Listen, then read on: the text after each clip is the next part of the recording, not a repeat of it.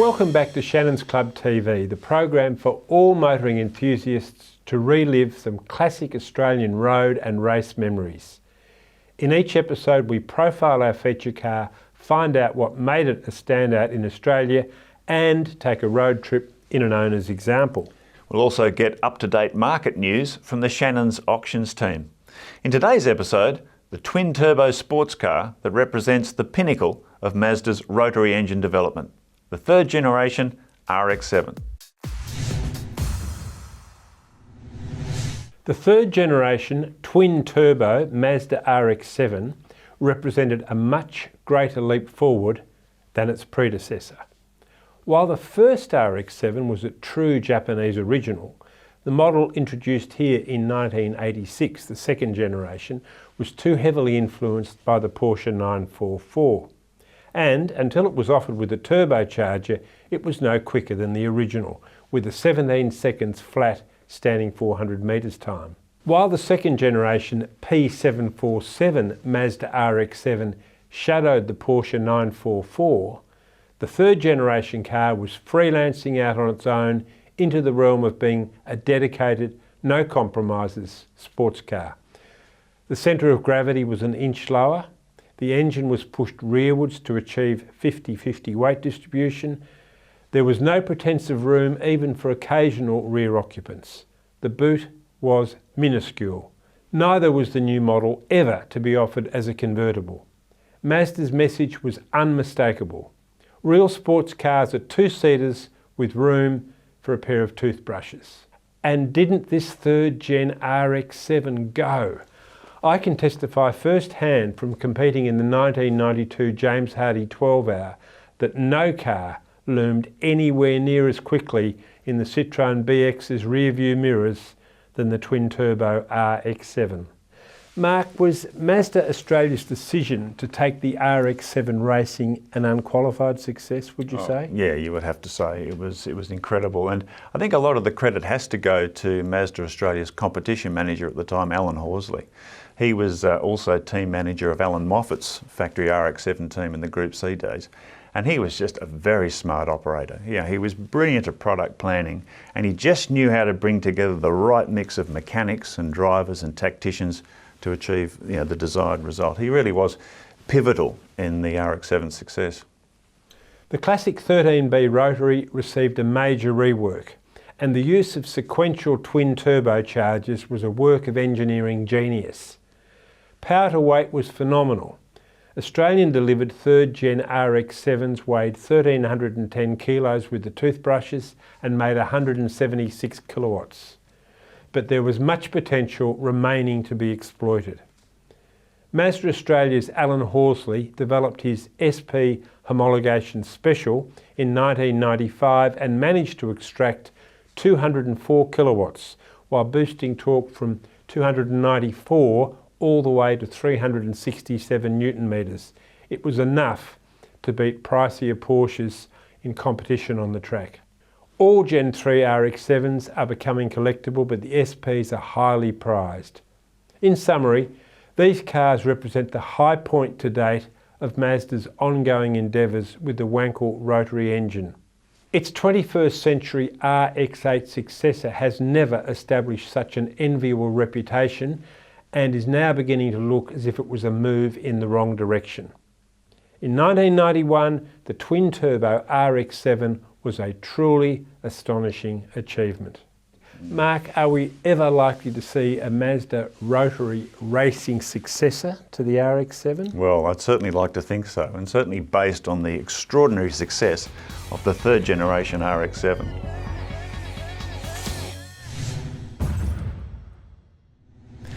Mazda's twin-turbocharged third generation, or FD, RX-7 dominated the annual Bathurst 12-hour race in the early 1990s. With such monotonous and demoralising efficiency, it could be argued it hastened the demise of the much-loved endurance event for series production cars. The first of Mazda's 3 consecutive mountain wins came in 1992, thanks to the combined driving talents of Charlie O'Brien, Gary Walden and Mark Gibbs. The following year, Formula One champ Alan Jones brought his formidable skills and experience, co-driving with Gary Walden to win Mazda's second Bathurst 12-hour in fine style. The other works car, shared by O'Brien and Greg Hansford, finished runner-up for an emphatic 1-2 against quality Porsche 968 opposition. Neil Crompton teamed with Hansford to win the fourth and final 12-hour race in 1994. It also exposed a rare chink in the RX-7's formidable armour when the second works car, shared by Walden and Mark Scaife, retired with engine trouble.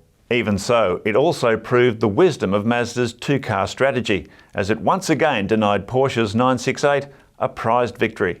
John, those two Bathurst victories over the 968, that must have really stung some Porsche enthusiasts, wouldn't it? Well, I think so, because the 968 had a dedicated club sport variant. Exactly. Like it was built for the racetrack, whereas the RX-7 that they started out with was just a production car. Well, I remember at the time when they announced they were running the 968s at Bathurst, you just thought, you looked at the specifications of that car, a stripped out, lightweight competition special with huge brakes, great fuel economy. It looked like they would have them on the ropes, but Mazda did it again. And I have to say, as a road car, that 968 Club Sport was a magnificent thing to drive, fantastic balance, a much better handling car than the RX-7. So it really is a phenomenal story, the RX-7 beating that 968 Club Sport. Yeah, it must have really stung. Mazda's victory in the first and only Eastern Creek 12-hour in 1995 was arguably the most significant of its 4 consecutive 12-hour wins, as it was achieved against a theoretically superior Porsche rival by using a locally developed homologation special called the RX-7 SP, or Special Project. The catalyst for the SP was Porsche's decision to import a small batch of its lightweight and extremely fast 911 RSCS, or Club Sport. Mazda Australia, guided by cunning competitions boss Alan Horsley, committed to a limited build of FD RX-7 SPs, with the letters SP representing almost 130 modifications to the standard car to make it more than a racing match for the German thoroughbred. Mazda once again denied Porsche a 12-hour triumph, with Dick Johnson and John Bowe claiming a strategically brilliant victory in their works-entered SP, capping a perfect 4 12-hour wins from 4 starts for the incredible twin-turbo RX-7. Remember to join the Shannons Club, where you can connect with other enthusiasts around the country.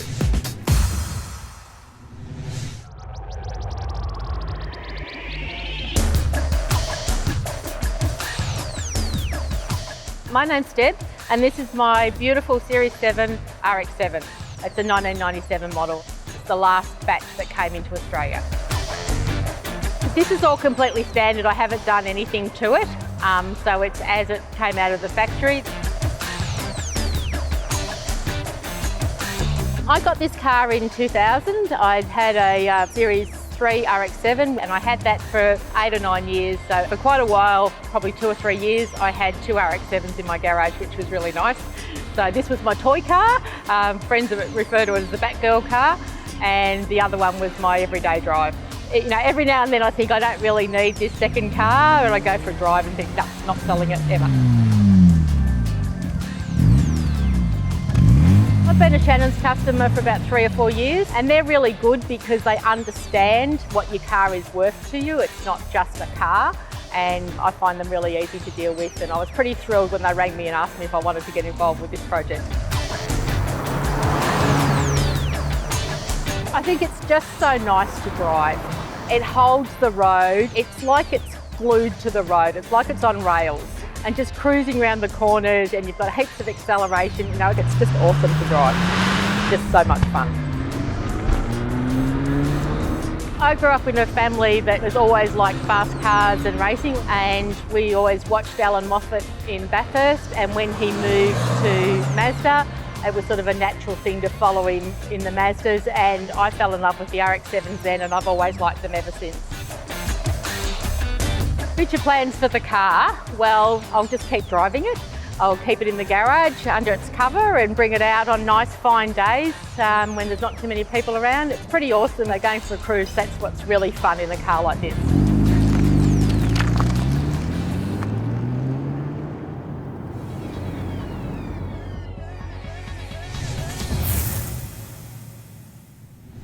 Shannons National Auctions Manager Chris Borobon joins us with an update on the third generation Mazda RX-7. Welcome, Christoph. Welcome, mate. This is a really interesting car, and without doubt, the ultimate expression of the 13B rotary. I think it was the first time that we saw a twin sequential turbocharger setup come out of Japan. So it was very, very advanced car, wasn't it? It was. I think it's a shape that really was well accepted here when it was released. I think it got a lot of the rotary enthusiasts excited. Yeah. Yep. Yeah, very good looking car. Yeah, and today, we're seeing the car make a real comeback. It's, some of the special models have really come up in value, and the icing on that particular automotive cake is the SP, the fabulous SP, of which there were 26 road cars built. 29 in total, and 26 I think were allocated as the road cars. So that's not very hard for an enthusiast to keep track of just over 24 cars. Yeah, look, and I would think the survival rate on those SPs would be fairly high. We've seen a couple come through to auction recently and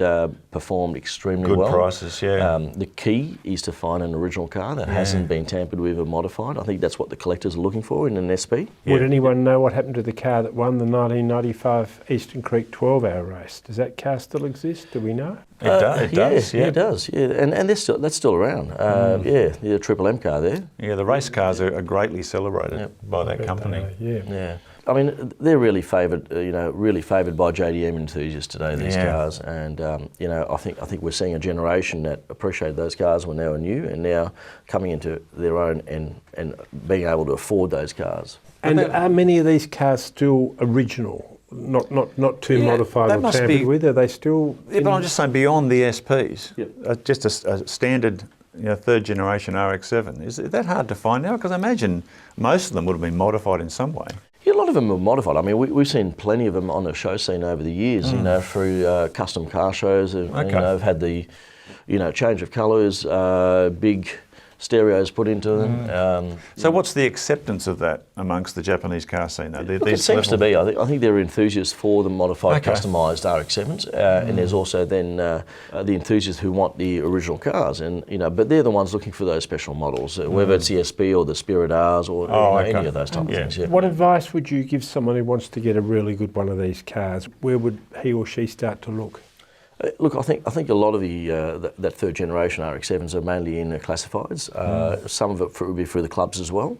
And again, I think it's all about the maintenance of those cars because we know what rotary motors are like. So it really is making sure that the car's been well maintained, well looked after. It hasn't really copped a hard time over in its lifetime, and that's probably the important part of it. Well, that's excellent. Thank you very much for joining us, Christoph. And remember, you can get all the latest auction news on the Shannons Club website. If you'd like a lasting image of the third generation RX-7 racing, visit the archive at autopics.com.au.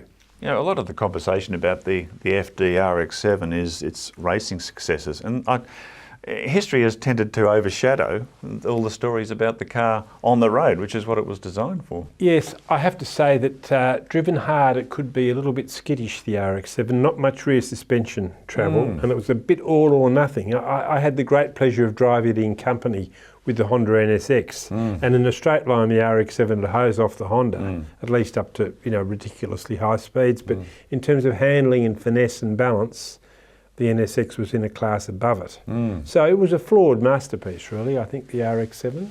And there was certainly, like with the styling, the second generation RX-7 was criticised for its Porsche copying, but the styling of the third generation was distinctly different again and very unique to that brand. It was neater, I think, yes, and a very distinctive car, certainly. Yeah, very memorable too. Yeah. We hope you've enjoyed looking back on the sensational third generation RX-7, and we'll catch you next time on Shannons Club TV.